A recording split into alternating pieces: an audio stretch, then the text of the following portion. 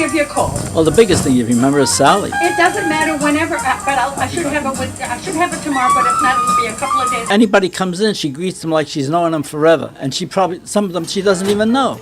And then when she does know you, then it's really a hug and a kiss. Local music fans are saying their goodbyes to a longtime Westport record store, soon to be closing from lack of business. For the 28 years Sally's Place has stood on Main Street, it has offered customers a wide variety of CDs and records of all genres and decades. The store's owner, Sally White, says with the inevitable rise in internet music sales, she has been seeing less of her regular customers. She tells us closing the store has been a difficult decision. It's not just the kids I've lost. I mean, I've lost some of the big people too that said that they'd never leave.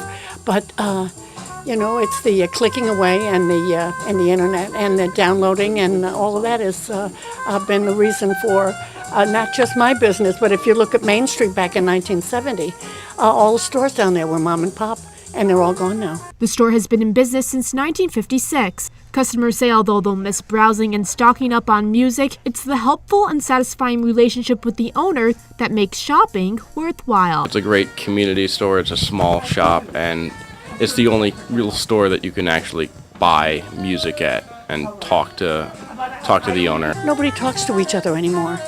And to me, there's nothing warmer and better than a customer coming in. It's like when she was asking, I could go right to the phone and find out what she wanted, whether it was available, and when I could have it for her. It's the person that you remember.